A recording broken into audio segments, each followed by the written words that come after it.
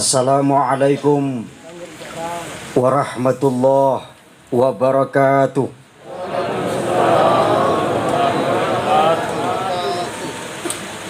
Alhamdulillah rabbil alamin. Wassalatu wassalam ala asyrafil anbiya'i wal mursalin wa ala alihi wa sahbihi ajma'in, amma ba'd. Yang saya hormati bapak-bapak tokoh pemerintahan, tokoh agama, tokoh masyarakat, tokoh perempuan, bapak-bapak, ibu-ibu, hadirin wal hadirat, jamaah tasya yang dirahmati oleh Allah. Saya doakan semoga hidupnya bahagia di dunia dan di akhirat. Saya yakin semua yang hadir pada malam hari ini ingin masuk surga. Benar atau benar? Bapak-bapak mau masuk surga? Ibu-ibu mau masuk surga? Kalau bapak ibu semuanya mau masuk surga, pertanyaan saya yang kedua, surga yang sebenarnya itu adanya di mana? Di dunia atau di akhirat? Di akhirat. Surga yang sebenarnya itu adanya di akhirat. Pertanyaan saya yang ketiga yang terakhir, bagaimana caranya ke akhirat? Mati dulu. Apakah ada cara selain mati untuk pergi ke akhirat? Ada tidak? Satu-satunya cara untuk pindah dari dunia ke akhirat adalah melalui pintu kematian. Setuju? Jadi ternyata ibu bapak, mati itu sangat besar manfaatnya. Kenapa mati besar manfaatnya? Karena surga yang dijanjikan oleh Allah bagi orang-orang bertakwa itu tidak bisa dimasuki kalau tidak mati dulu. Kenapa mati besar manfaatnya? Karena surga yang dijanjikan oleh Allah bagi orang-orang beriman itu tidak bisa dirasakan kalau tidak mati dulu. Benar atau benar? Benar. Mau masuk surga? Mau mati sekarang?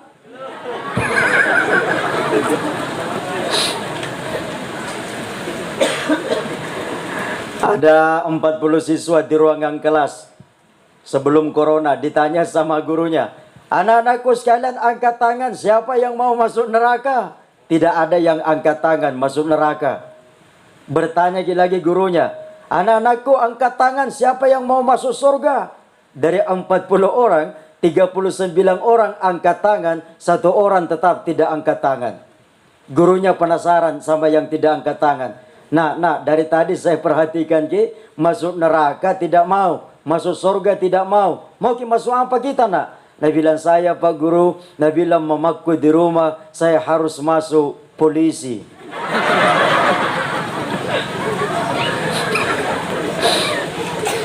Mirip-mirip video pendek saya yang lagi viral sekarang. Mungkin Bapak Ibu ada yang habis nonton. Ada 2 siswa. Yang pertama perempuan namanya Wati, yang kedua laki-laki namanya Budi. Bu Guru bertanya kepada Wati, "Ndak Wati, kalau besar cita-cita mau jadi apa?" Wati menjawab, "Saya Bu Guru, meskipun saya perempuan, cita-citaku kalau besar mau jadi pengusaha, banyak uang, bangun masjid, membantu orang lain." Oh, mulia sekali cita-citamu Ndak Wati.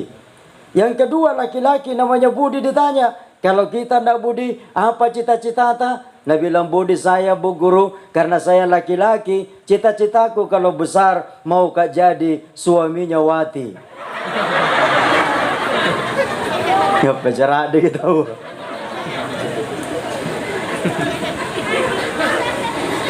Iya mi ande Islam nggak? Papi jojo magiri agama lambu suka mabaji ka natojeng. Ingkari kamaya ande bila kurang mito ero angolowangi olo malambu suka. Ia jimajai amboyai kama-kama ne olowan salaya. Asala baji ki katalas salinona. Hawa nafsuna na jari karain ri katalasana. Kaapa ka kiboy lan ri katalasanta ne kenaning. Hunapa kalumanyangang laki may sagena barang-barang talang pinawang ki. Yaji perlu nijaga baji-baji. Yami antu tapat tarian Allah Ta'ala. Nasabak kecelakaan pa iya. Huna niya tau ombokoy annelino. Nanampatina ni sara riyan Allah Ta'ala. Tappa ilalang atinda. Inay-inay tau. Ampak jari Islam nga sangkam mapapi jojo. Labir kirilino. Upa kiri akhira. Ingka puna nabokoy anna Islam nga. At tantumi binasa linona sa pupala akhirana. Karena itu jangan kita memegang prinsip halala halulu dan mandulu mandala anu tandulu lagi nagudala apalagi pun dulu memanja salah sikit de kusimpapalan tagi puding. Dalam mengarungi kehidupan dunia, umat manusia senantiasa diperhadapkan pada dua pilihan. Allah berfirman, "Wa qulil haqqu min rabbikum faman syaa'a falyu'min wa man syaa'a falyakfur." Katakan kebenaran itu datang dari Tuhanku. Barang siapa yang mau beriman silakan ia beriman. Barang siapa yang mau kafir silakan ia kafir. Allah mengajarkan kepada kita, wahai manusia, kepadamu aku persiapkan dua jalan. Ada jalan keimanan dan ada jalan kekafiran. Kalau jalan keimanan yang kamu pilih, di penghujung jalan itu akan diberikan balasan berupa surga. Tetapi kalau jalan kekafiran yang kamu pilih, di penghujung jalan itu akan aku berikan balasan berupa neraka. Terserah saja kamu manusia mau menempuh jalan keimanan atau mau menempuh jalan kekafiran. Ibu bapak, halo ibu bapak, halo ibu bapak. Sekarang ini aneh bing ajaib. Kenapa aneh bing ajaib sekarang? Karena ternyata jalan ke neraka itu mahal harganya. Tetapi anehnya banyak orang yang suka. Sebaliknya jalan ke surga itu murah harganya. Tetapi banyak orang yang enggan dan berat untuk melakukannya. Sabu-sabu jalan ke neraka mahal harganya. Banyak orang yang suka. Giliran melakukan sholat tidak perlu biaya. Banyak orang yang enggan dan berat untuk melakukannya. Ayo ibu bapak, karena tadi sudah sepakat semua mau masuk surga. Saya mohon kepada ibu bapak untuk memilih satu pilihan yang paling tepat di antara tiga pilihan berikut. Boleh ibu bapak? Boleh saya minta memilih? Boleh? Ya karena kan sudah lewat pemilihan sekarang ya Ustaz ya. Sudah lewat pemilihan sekarang. Saya tidak mau komentar. Ustaz Samsa tahu persis.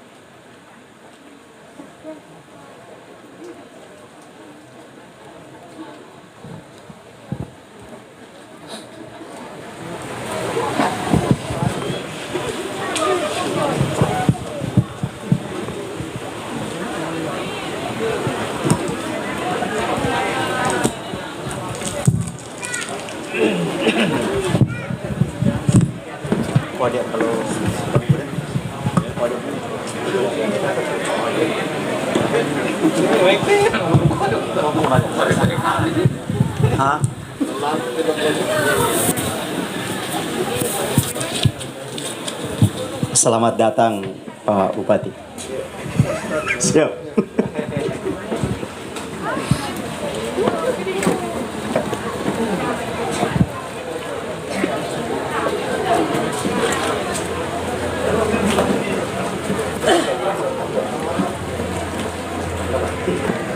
Iya Bapak Ibu, kalau cari calon suami untuk anak-anak ta, jangan lalu kita cari laki-laki yang golput. Kenapa tidak tahu kita mencoblos? Juga kalau cari calon istri untuk anak-anak ta, jangan hanya melihat cantiknya saja. Yang penting itu agamanya, iman dan takwanya. Setuju? Karena kecantikan itu bukan jaminan. Yang bisa jadi jaminan adalah sertifikat dan BPKB. Saya mohon kepada ibu bapak untuk memilih satu pilihan yang paling tepat di antara tiga pilihan berikut. Apakah Bapak Ibu memilih A, bahagia di dunia, sengsara di akhirat? Mau tidak? Tidak mau. Atau pilih B, sengsara di dunia, bahagia di akhirat? Mau tidak? Oh, tidak mau. Jadi pilihannya apa? C. C-nya adalah sengsara di dunia, sengsara di akhirat.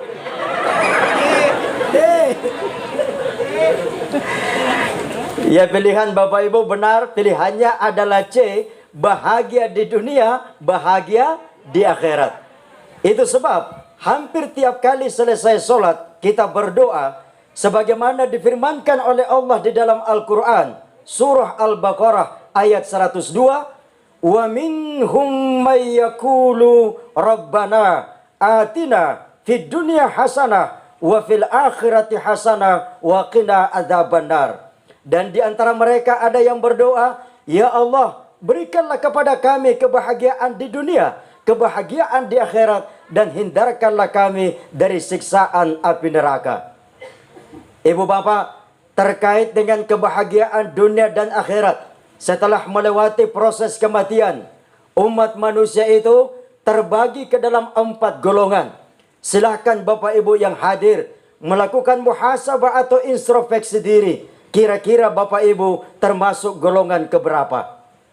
Terkait dengan kebahagiaan dunia dan akhirat, umat manusia terbagi ke dalam 4 golongan. Golongan yang pertama yang disebut dengan sa'idun fid dunya wa sa'idun fil akhirah, bahagia di dunia, bahagia di akhirat. Siapa mereka?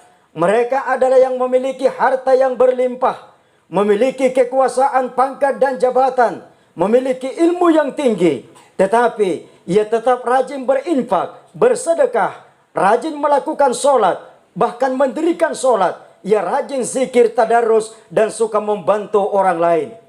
Orang ini benar-benar mengamalkan hadis Rasul, khairun nas anfa'uhum linnas. Sebaik-baik manusia adalah yang memberikan manfaat kepada sesamanya manusia. Ia memang memiliki harta yang berlimpah, tetapi ia tidak diperbudak oleh hartanya. Ia gunakan harta kekayaannya untuk melakukan ibadah kepada Allah dan juga melakukan pengabdian kepada sesama manusia. Ia memang memiliki kekuasaan, pangkat dan jabatan, tetapi ia tidak angkuh dan sombong dengan jabatannya. Ia pandang jabatan sebagai amanah untuk mengabdi kepada orang lain. Ia memang memiliki ilmu yang tinggi, tetapi ia tidak kikir dengan ilmunya. Ia sebarkan ilmu pengetahuannya untuk kemaslahatan orang banyak. Bahkan lebih daripada itu, ia sadar ia adalah manusia yang makhluk yang lemah, tidak luput daripada dosa dan salah. Ia istighfar, ia bertobat setiap hari. Rasul itu, ibu bapak, adalah orang yang dijamin masuk surga, tetapi beliau beristighfar, bertobat setiap hari 70 kali. Nah, kita ini belum ada jaminan masuk surga, kadang-kadang tidak mau istighfar, tidak mau tobat setiap hari. Ibu bapak, halo ibu bapak, halo ibu bapak. Kalau pilihannya cuma 2, pilih mana? Mantan preman atau mantan ustaz? Preman. Mana lebih bagus, mantan preman atau mantan ustaz? Preman. Ya, benar sekali jawaban ta. Kalau pilihannya cuma 2, lebih baik menjadi mantan preman daripada menjadi mantan ustaz. Baji nanti nilang ngiri pun anak-anak tahu, anjo ya nuriolo kumbala na kamakaman ya linna mo kau. Tapi sungguh buruk kedengaran kau dinilang ngiri pun anak-anak tahu, anjo ya nuriolo alinda kaman ne panrat na mo kau panggau kana. Artinya, lebih baik lembaran kehidupan kita dulunya adalah lembaran hitam dan kelabu, tetapi berakhir sebagai lembaran putih dan bersih, daripada dulunya lembaran kehidupan kita adalah putih dan bersih, tetapi berakhir sebagai lembaran hitam dan kelabu. Yang paling baik tentunya adalah dari dulu sampai akhirnya lembaran kehidupan kita adalah lembaran putih dan bersih. Dalam hidup ini ada khilaf, ada salah, itu biasa. Dalam pergaulan sehari-hari ada hilaf, ada salah, itu biasa. Yang penting bisa saling memaafkan. Bahkan dalam kehidupan berumah tangga Ada khilaf, ada salah, itu biasa. Suami istri ada salah, itu biasa. Yang penting bisa saling memaafkan. Hidup berumah tangga itu memang rumit. Setuju ibu bapak? Setuju? Rumah tangga itu memang rumit. Kalau ada yang sederhana, itu namanya rumah makan. Ada suami istri berantem, pisah rumah. Suaminya insaf dan sadar. Dia menelpon istrinya, dia bilang, mama, saya sadar, minta maaf, saya mau pulang ke rumah. Kata istrinya, bapak belum saya maafkan, belum bisa pulang ke rumah sekarang. Apakah di dekatnya bapak ada gelas sekarang? Oh iya, ini ada gelas di samping saya. Istrinya minta, ambil gelas itu pak, lemparkan ke lantai. Suaminya memenuhi permintaan istrinya. Dia ambil gelas itu, dia lemparkan ke lantai. Lalu istrinya berkata begini di ujung telepon, gelas itu pasti hancur dan pecah. Seperti itulah hati mama sekarang, hancur dan pecah dan tidak bisa dibuat utuh kembali. Tiba-tiba suaminya bilang begini, mak, itu gelas yang saya lempar ke lantai, gelas plastik, mak. Jadi tidak pecah. Istri yang baik adalah istri yang apabila suaminya berangkat kerja, istri berdoa, ya Allah, lapangkan rezeki usaha suami saya. Kalau rezeki masih ada di atas langit, turunkan ya Allah. Kalau rezeki masih ada dalam perut bumi, keluarkan ya Allah. Insya Allah usaha suami ada berkahnya. Tapi kami si pagang kamakaman itu bene ya. Ya tugas senero maca padoa ngampuna lemah ke bara. Wah kalau semua pakai bedak dia baca doa. Laku bara saya bara naden sejaling. Kuni jaling kuni tua kuni pasalat dan ringan. Ata karaing memuji mengengasing. Barakallah ilaha illallah. Puh. Ini namanya cenderara. Wah, waktu sebelum menikah luar biasa romantisnya. Nakana mana bos rici-rici nia jabat tu diki-diki nalandri pangaingku magerikate. Nakana kada nia kuliana kaku paletti kubalaku ki julu gantiro sidalekan tontonganta. Kinampa si umba-umba si tundrun rimuri-muri na parasau naku karikata lasanta. Wah dia tambah lagi, tidak kudapat gadismu di utara, akan kutunggu jandamu di selatan. Dalam pergaulan ada khilaf, ada salah, itu biasa. Nobody perfect, tidak ada orang yang sempurna. Dalam kehidupan berumah tangga ada khilaf, ada salah, itu biasa. Yang penting bisa saling memaafkan. Makanya dosa itu ada yang disebut dengan dosa vertikal. Dosa seorang hamba kepada Allah, taubatnya langsung kepada Allah. Ada namanya dosa horizontal, dosa kepada sesama manusia.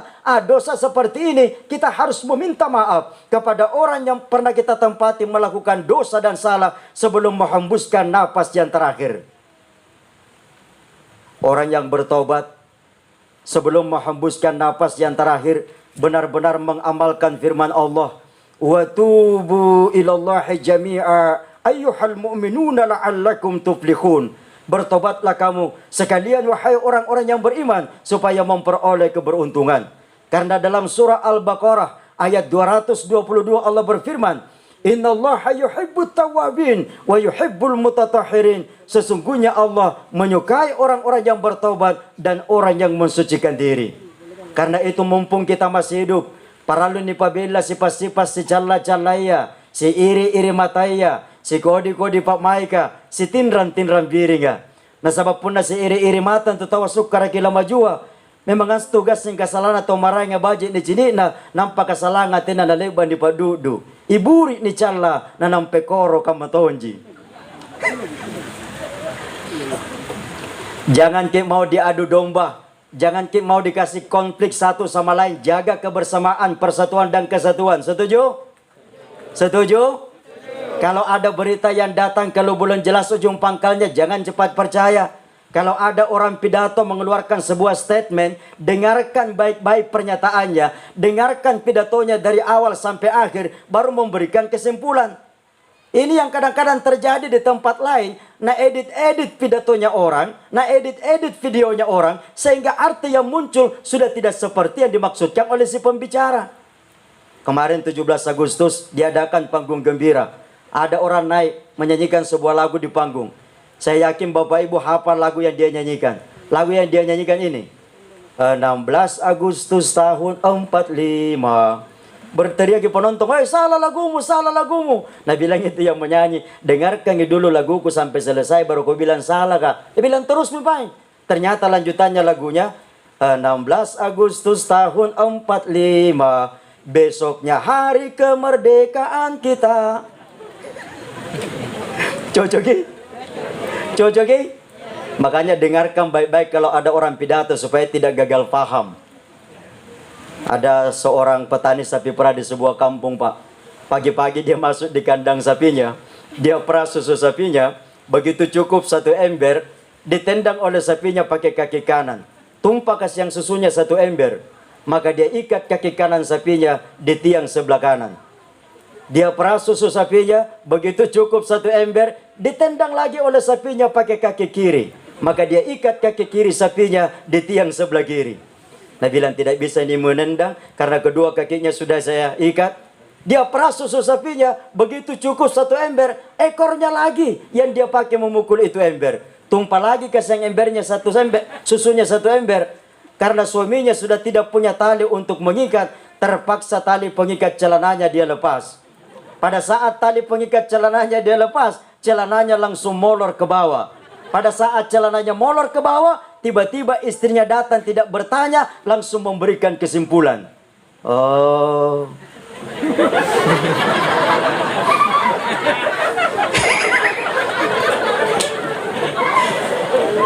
Ini memang kita bikin tiap pagi di kandang sapi.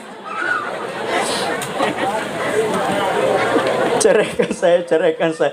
Dia tidak tahu kalau sudah 3 ember susu sapi yang tumpah.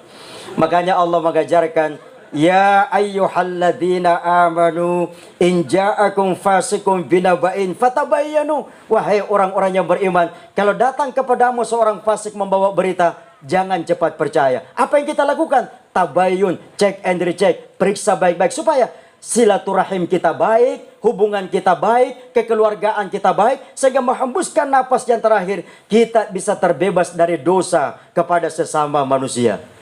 Ini luar biasa malam ini. Almarhum Bapak M. Natsir Tunro yang telah meninggalkan kita semua. Alhamdulillah malam ini malam ketiga banyaknya orang datang bertaziah. Bahkan alhamdulillah tunipakala berita Bapak Bupati Goa hadir di tengah-tengah kita. Ini adalah salah satu pertanda bahwa almarhum yang telah meninggalkan kita semua adalah semasa hidupnya silaturahimnya baik. Alhamdulillah.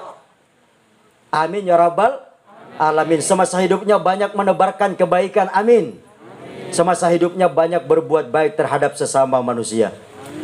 Ada 2 orang berteman. Itu temannya suka makan biji mente. Bapak-bapak tahu biji mente? Tahu biji mente? Ada 2 orang berteman. Itu temannya suka makan biji mente. Temannya yang tuan rumah tahu yang mau datang suka makan biji mente. Di rumahnya tidak tanggung-tanggung. Dia siapkan biji mente 2 toples. 2 toples. Begitu temannya datang saking lahapnya, habis dia makan biji mentega itu 1 toples. Dibilang, "Kau memang temanku yang paling baik. Kau tahu makanan favorit saya, biji mente makanan kesukaan saya." Yang tuan rumah menjawab begini, "Karena kamu adalah temanku yang paling setia. Kalau saya berduka kamu hibur, kalau saya salah kamu nasihati. Sebentar kalau pulang, bawa lagi pulang itu biji mentega 1 toples sisanya." Dibilang, "Tapi sudah aku habis 1 toples kan?" Dia bilang, "Tidak apa-apa, bawa pulang lagi itu 1 toples kan?" Dia bilang, terima kasih. Tapi saya penasaran, kenapa bisa banyak biji mente di rumahmu?" Yang tuan rumah menjawab, begini, itu banyak biji mente di rumahku, karena itu nenekku kalau makan Silver Queen,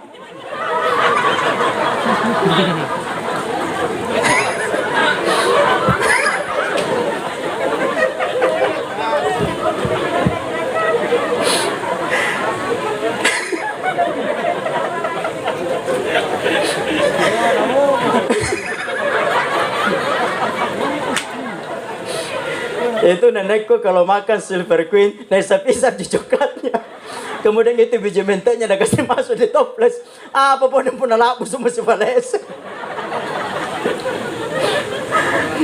Alangkah indahnya kalau semasa kita hidup, kita membangun silaturahim persaudaraan, saling menasihati satu sama lain, saling memaafkan atas segala dosa dan kesalahan yang pernah kita perbuat. Ini golongan yang pertama. golongan yang disebut dengan sa'idun fid dunya wa sa'idun fil akhirah, bahagia di dunia, bahagia di akhirat. Saya doakan ke semua, semoga semua yang hadir pada malam hari ini, termasuk almarhum, termasuk ke dalam golongan yang pertama, orang yang bahagia di dunia, bahagia di akhirat. Amin ya rabbal alamin. Ini yang pertama. Yang kedua, golongan yang kedua terkait dengan kebahagiaan dunia dan akhirat. Setelah kita melalui proses kematian, golongan yang kedua disebut dengan saqiyun fid dunya wa sa'idun fil akhirah, sengsara di dunia, bahagia di akhirat. Siapa mereka? Mereka adalah yang miskin harta, tidak memiliki kekuasaan, pangkat dan jabatan, tidak memiliki ilmu yang tinggi, tetapi dengan segala kemiskinan dan keterbatasannya, ia tetap rajin beribadah, mendirikan sholat, rajin zikir, rajin tadarus, dan suka membantu orang lain. Orang seperti ini punya prinsip, kalau tidak bisa memberi kepada orang lain, jangan menyusahkan. Mirip-mirip slogan kebersihan, kalau tidak bisa membersihkan, jangan mengotori. Nah, orang seperti ini, Pak, ada kegiatan kerja bakti pasti dia ikut. Ada kegiatan gotong royong dia berpartisipasi.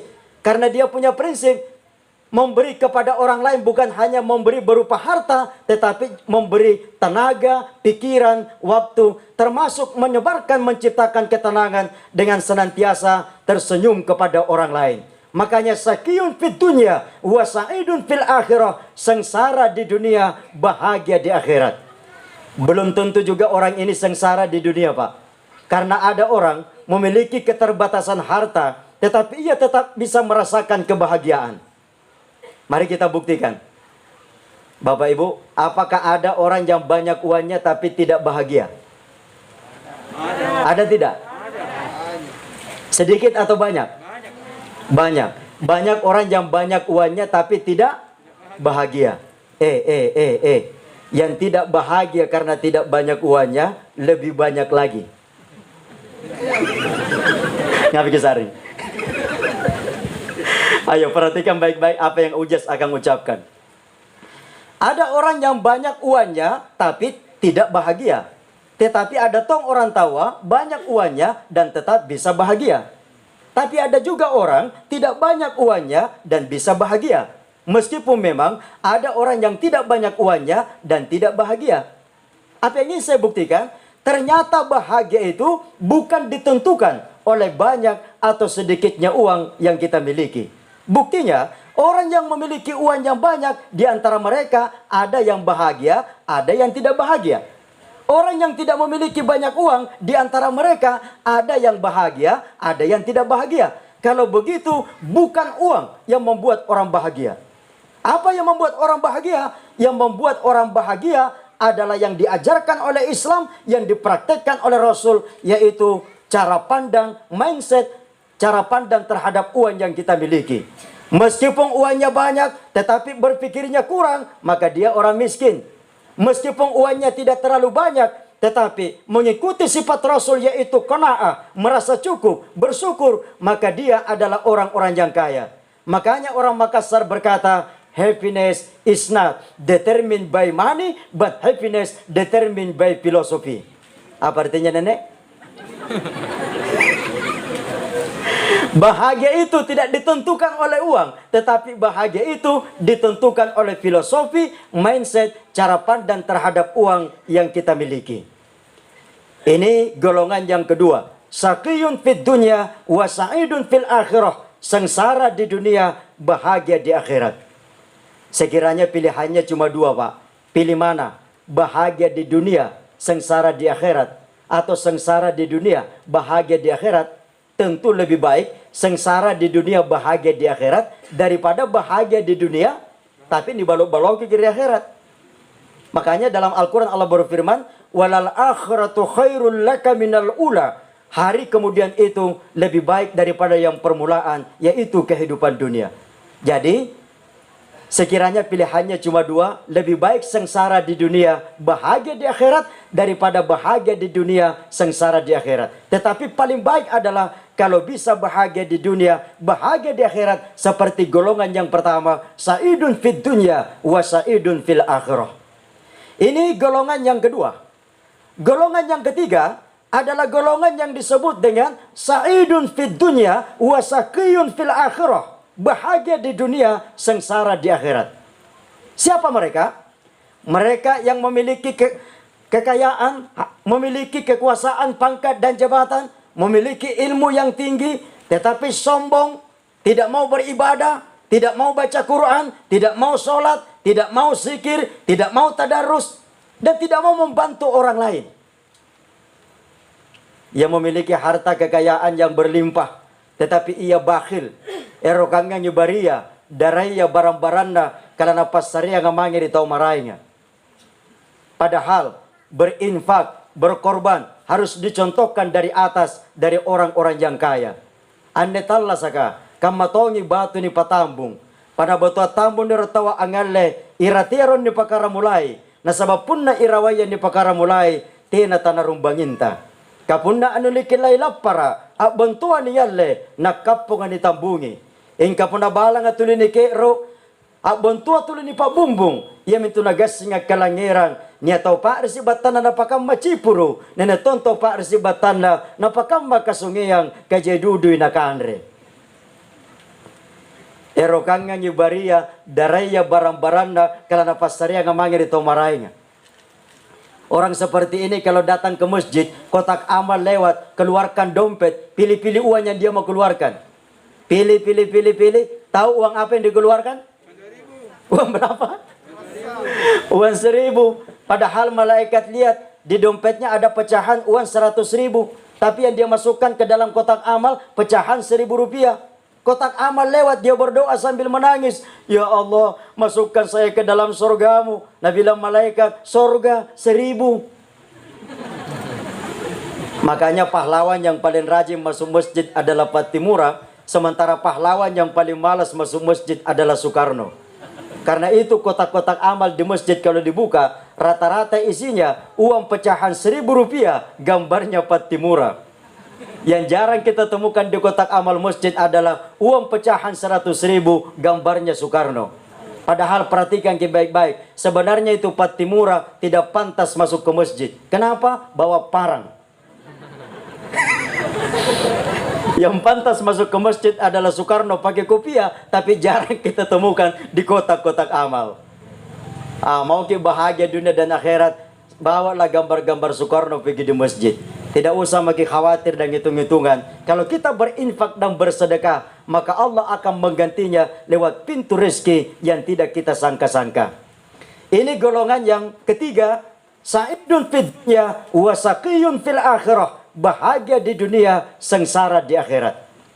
Golongan yang keempat yang terakhir, yaitu golongan yang disebut dengan saqiyun fid dunya wa saqiyun fil akhirah. Sengsara di dunia, sengsara di akhirat. Siapa mereka? Mereka yang miskin harta, tidak memiliki kekuasaan, pangkat dan jabatan, tidak memiliki ilmu yang tinggi, malas tompa ibadah, tidak mau sholat, tidak mau hadir di masjid, tidak mau baca Quran, tidak mau zikir, dan selalu merusak kepentingan orang lain. Sombong lagi. Kalau orang kaya sombong ada di harapan, wajar tahu dia kaya, dia sombong, orang kaya. Tapi kalau orang miskin sombong,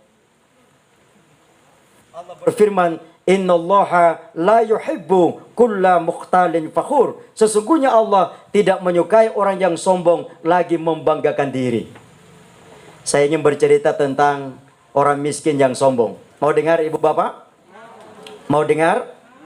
Ada seorang pengemis berhayal, kapan saya punya uang 1 juta rupiah? Kalau saya punya uang 1 juta rupiah, alangkah bahagianya saya. Begitu kata sang pengemis dalam hati. Begitu ia buka matanya, apa yang terjadi? Di depannya lewat seekor anak anjing yang basah kuyup, yang tampaknya sedang kebingungan mencari arah. Maka sang pengemis setelah menoleh ke kiri dan ke kanan tidak ada pemiliknya, ia tolonglah anak anjing itu, ia bawa ke gubuknya di pinggiran kota. Esok hari seperti biasa, sang pengemis kembali ke pusat kota mengemis, dan apa yang terjadi? Ia mendapati pengumuman terpampang di pusat kota. Pengumumannya kurang lebih isinya begini. Barang siapa yang menemukan anak anjing saya dengan ciri-ciri sebagai berikut, bla bla bla, persis seperti yang anak anjing yang saya tolong kemarin, maka saya pemiliknya akan memberikan imbalan uang sebesar 1 juta rupiah. Kaget ke pengemis, kata bangke, wih, ternyata memiliki uang 1 juta rupiah bukan mimpi. Sebentar lagi akan jadi kenyataan. Kalau anak anjing ini saya kembalikan, pemiliknya akan memberikan imbalan 1 juta rupiah. Tapi jangan dulu saya kembalikan deh. Siapa tahu besok imbalannya semakin meningkat. Maka hari pertama anak anjing tidak ia kembalikan. Tiba saatnya hari kedua, benar, muncul lagi pengumuman. Siapa yang mengembalikan anak anjing saya, imbalannya saya naikkan 5 juta rupiah. Wih, baru berselang 1 hari sudah naik 500%, dari 1 juta menjadi 5 juta. Kalau begitu, jangan dulu saya kembalikan deh. Hari ketiga, pasti penawarannya semakin meningkat. Maka hari kedua pun anak anjing tidak ia kembalikan. Tiba saatnya hari ketiga, benar, muncul lagi pengumuman. Siapa yang mengembalikan anak anjing saya, imbalannya saya naikkan 10 juta rupiah. Pengemis itu langsung melompat dengan penuh kegembiraan. Wah, ini mau. Dengan uang 10 juta, saya tidak perlu lagi jadi pengemis. Dengan penuh rasa gembira, ia pulang ke gubuknya dengan maksud, ia ambil anak anjing itu, ia kembalikan kepada pemiliknya, dan mendapatkan imbalan sebesar 10 juta rupiah. Sesampainya di gubuknya, apa yang terjadi? Kegembiraan sang pengemis segera berganti dengan teriakan histeris, karena ternyata anak anjing itu sudah mati kelaparan, terikat selama 3 hari 3 malam. Jangankan 5 dan 10 juta, 1 juta pun tidak dapat. Ini namanya allai balala. Apapun profesi dan pekerjaan kita, kalau kita serakah, maka pasti akan berakhir dengan kesengsaraan. Maka gantilah sifat serakah dengan sifat syukur, karena orang yang paling kaya bukanlah mereka yang memiliki banyak hal, tetapi mereka yang bisa mensyukuri apapun yang dia miliki. Bekal paling berharga untuk menghadapi kematian adalah iman dan takwa, amal soleh, amal kebajikan, mendirikan sholat. Itu merupakan bekal paling berharga untuk menghadapi kematian yang pasti akan kita lewati. Untuk mempersiapkan diri menghadapi kematian mumpung kita masih hidup, kita harus selalu merasa diawasi oleh Allah. Wa huwa ma'akum aina ma kuntum wallahu bima ta'maluna basir. Allah beserta kamu dimanapun saja kamu berada, dan Allah Maha melihat setiap yang kamu kerjakan. Ada orang, Pak, melanggar rambu lalu lintas di jalan raya, lampu merah menyala, dia lewat, wajar ditangkap sama polisi. Polisinya bertanya, kamu tidak lihat lampu merah menyala? Dia jawab, lampu merahnya saya lihat, Pak, tapi saya tidak lihat kalau ada bapak polisi. Taat kepada aturan bukan karena takut kepada Allah. Ada orang setiap maganya berbuat selalu ada yang curi. Setiap maganya berbuat selalu ada yang curi. Saking jengkelnya, dia ambil kertas selembar lalu dia tempel di pohon mangganya. Lalu di kertas itu dia buat tulisan besar-besar, Tuhan tahu siapa yang mencuri mangga ini. Setelah dia tulis, dia tinggalkan mangganya dengan harapan tidak ada lagi yang berani mencuri mangganya. Keesokan harinya dia datang, ternyata mangganya tetap dicuri. Tulisannya sudah ada tambahannya lagi, Tuhan tahu siapa yang mencuri mangga ini, tapi Tuhan tidak akan bilang siapa-siapa. Sama itu, Pak, orang kebelet sudah mau buang hajat besar, celakanya belum nyampe di rumahnya, kapuru kami. Yang dia dapat cuma toilet umum di pinggir jalan. Karena sudah tidak bisa dia tahan, dia singgah di toilet itu. Ternyata di toilet itu tidak ada gantungan celananya. Maka terpaksa celananya dia gantung di luar toilet. Karena khawatir celananya ada yang curi, di celananya dia buat tulisan besar-besar, jangan coba-coba curi celana ini. Celana ini milik petinju nasional. Nasare pun gambar panjagur, solana namanya tahu. Dia masuk ke toilet buang hajat. Selesai buang hajat dia keluar, apa yang terjadi? Celananya sudah hilang dibawa kabur oleh maling. Tulisannya sudah berganti lagi. Jangan coba-coba mengejar. Celana ini dicuri oleh pelari nasional. Ngapain dah minjong? Mana pun petinju pun pelari nulawa. Terakhir, ibu bapak, tidak ada orang yang hidupnya senang terus dan tidak ada orang yang hidupnya susah terus. Karena senang dan susah hanyalah dua cara yang dipakai oleh Allah untuk menguji seluruh umat manusia.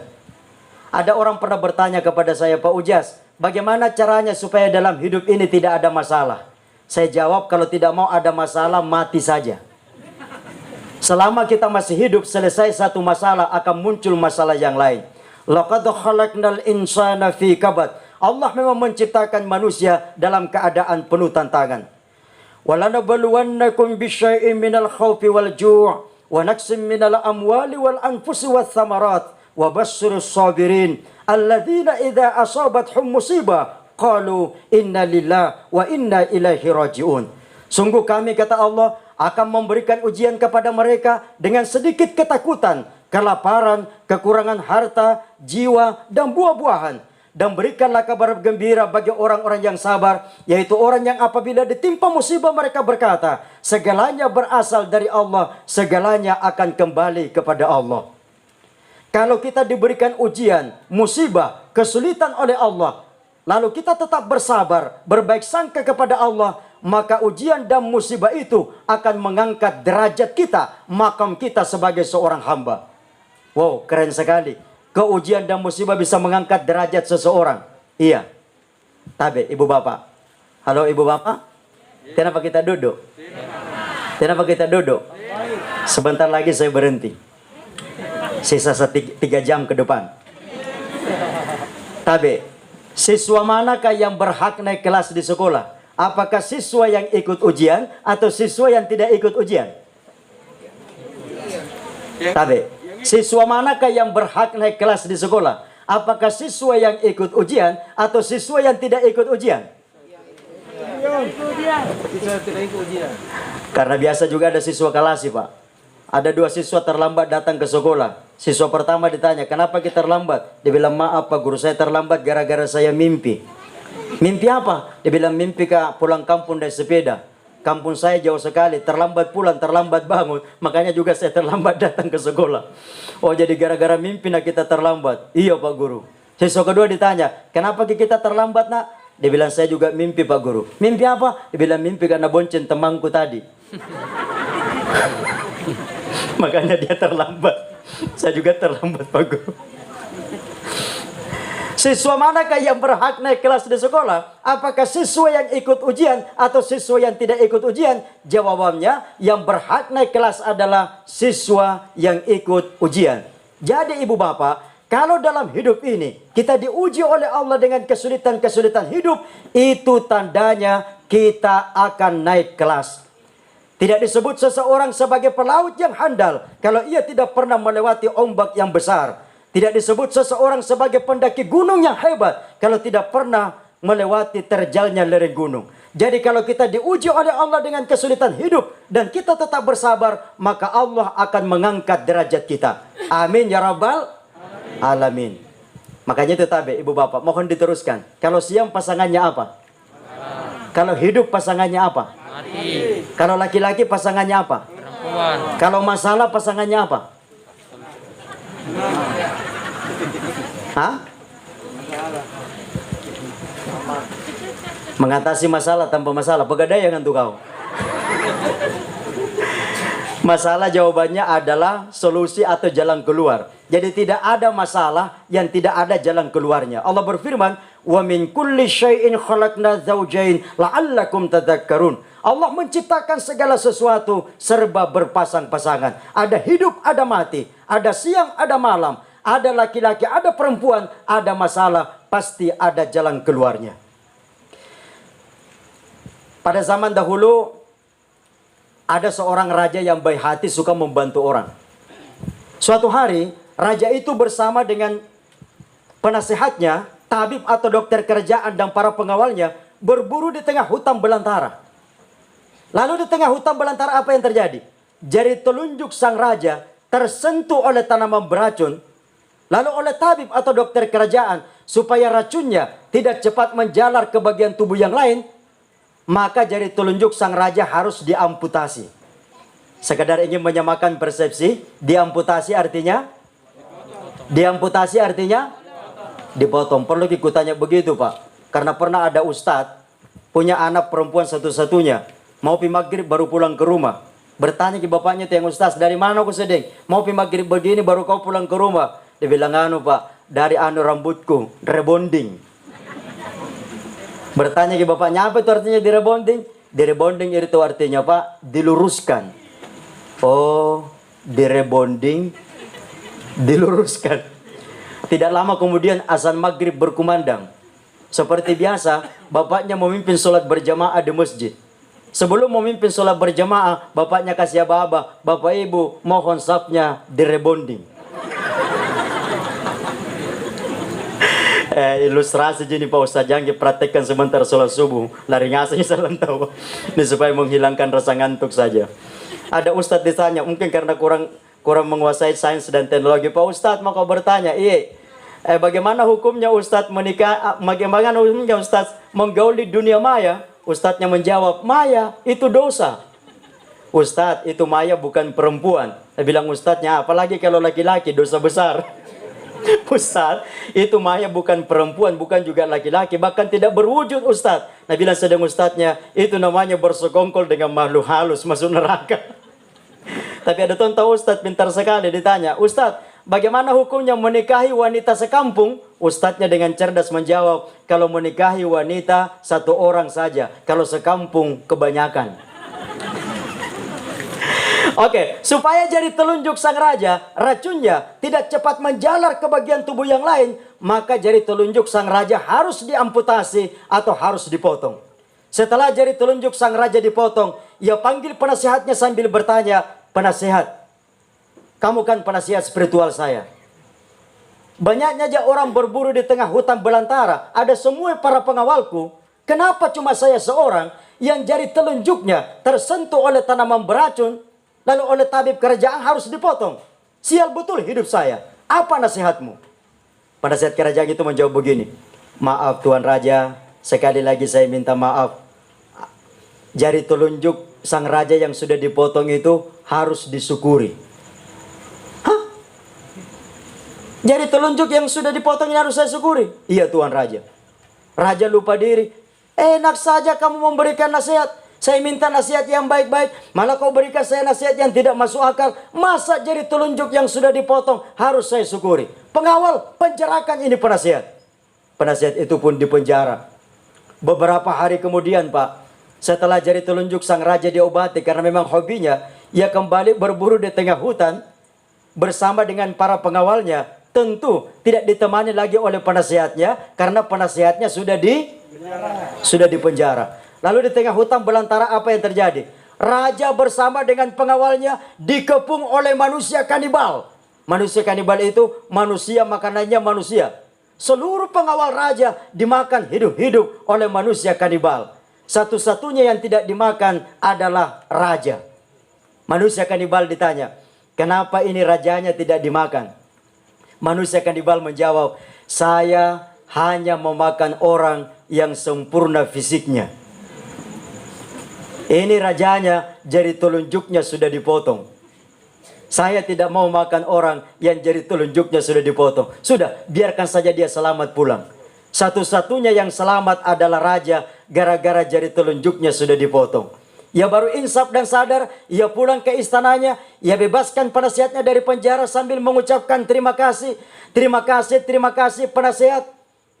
Ternyata nasihatmu beberapa hari yang lalu itu benar. Ini jari telunjuk yang sudah dipotong harus saya syukuri. Karena sudah terbukti mendatangkan keselamatan bukan kesialan. Terima kasih penasihat. Keluarlah kamu dari penjara.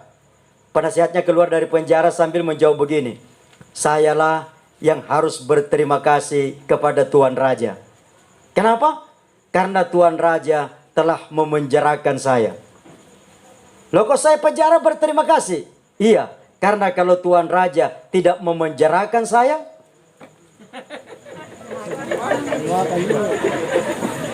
seperti biasa, saya pasti mendampingi kembali berburu di tengah hutan, sementara kedua jari telunjuk saya masih sempurna, pasti juga saya sudah dimakan oleh manusia kanibal. Ketika Presiden pertama Republik Indonesia wafat, Soekarno, ulama yang memimpin sholat jenazah adalah Buya Hamka. Selesai memimpin sholat jenazah, Buya Hamka mendoakan keselamatan almarhum Soekarno.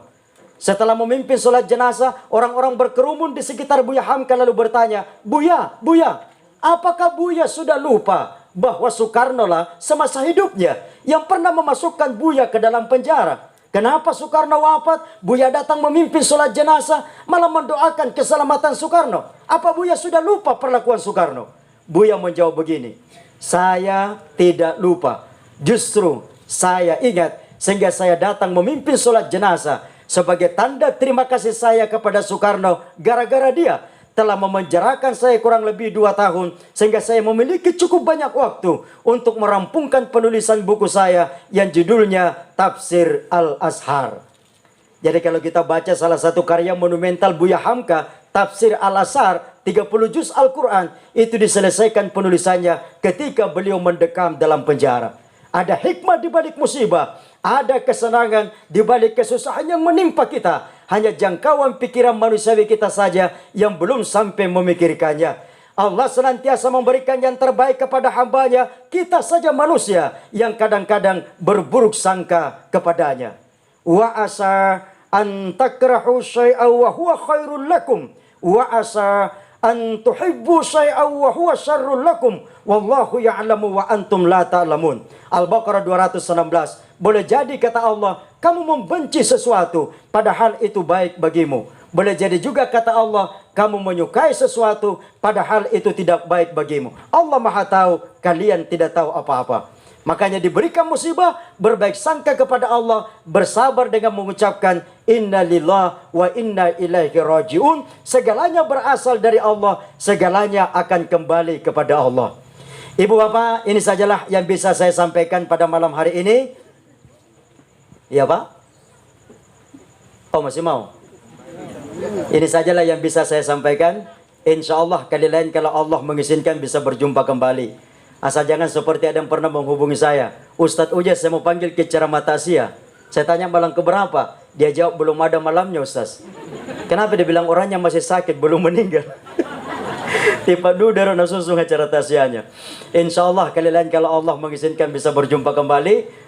Mohon maaf jika ada sesuatu yang tidak berkenan di hati. Mohon izin Bapak Ibu bisa mengikuti ceramah-ceramah saya. Dan juga kalau mau mendengarkan saya menyanyikan lagu-lagu Islami, lagu-lagu religi, boleh masuk ke YouTube, mengetik Usman Jasad, dan bisa mendapati ceramah-ceramah saya. Minta tolong di subbreaker ya. Dan oleh MC saya diberikan amanah untuk memimpin doa sebelum menutup acara ini. Bapak Ibu mari kita berdoa bersama-sama untuk keselamatan almarhum dan keselamatan kita semua yang hadir pada malam hari ini. Bismillahirrahmanirrahim. Alhamdulillahilladzi hadana lil iman wa zayyanahu fi qulubina wa karaha ilaina al kufra wal fusuqa wal isyan. Asyhadu an la ilaha illallah wahdahu la syarikalah lahul mulku wa lahul hamd yuhyi wa yumit wa huwa ala kulli syai'in qadir. Wa asyhadu anna Muhammadan abduhu wa rasuluhul mab'uts rahmatan lil alamin. Allahumma shalli wa sallim ala nabiyyina Muhammad wa ala alihi wa sahbihi ajmain. Ya Allah, pada malam hari ini kami melangsungkan acara taziah atas berpulangnya ke rahmatullah almarhum Muhammad Natsir Tunru. Kami memohon kepadamu ya Allah, ampuni segala dosa dan kesalahannya. Jadikanlah segala aktivitas selama beliau hidup di dunia bernilai ibadah di sisinya. Bernilai ibadah di sisimu ya Allah. Kepada keluarga yang ditinggalkan, berikanlah ketabahan, kesabaran untuk menerima ujian dan cobaan ini. Ya Allah, ya Muqallibal Qulub, wahai Allah yang membolak-balikkan hati manusia. Kepada segenap jamaah yang hadir pada malam hari ini, jadikanlah hati-hati kami hati yang senantiasa ingat kepada kematian. Berikan kekuatan lahir dan batin kepada kami untuk mempersiapkan bekal untuk menghadapi kematian berupa amal soleh, amal kebajikan dalam kehidupan kami. Ya Malikul Mulk, Engkaulah penguasa alam semesta, Engkaulah Raja di Raja. Kami memohon kepadamu ya Allah, kepada pemimpin kami di Kabupaten Goa, berikanlah kekuatan lahir dan batin untuk senantiasa memberikan pengabdian dan memberikan pelayanan kepada segenap masyarakat Goa. Ya Allah, mudahkanlah segala urusan-urusannya, lancarkanlah segala usaha-usahanya. Ya Allah, berikanlah rahmat dan karunia kepada kampung yang kami cintai, kepada Kabupaten Goa yang kami cintai. Ya Allah, ya Tuhan kami, ampuni segala dosa dan kesalahan kami. Ampuni sehitam dan sekelam apapun masa lalu yang pernah kami lewati. Ya Allah, ampuni segala dosa dan kesalahan kami. Ampuni segala dosa dan kesalahan kami. Ampuni segala dosa dan kesalahan kami. Subhanaka rabbi izzati amma yasifun. Wa salamun alal mursalin. Walhamdulillahi rabbil alamin. Amin amin ya rabbal alamin. Demikian, terima kasih, mohon maaf saya akhiri. Wassalamualaikum warahmatullahi wabarakatuh.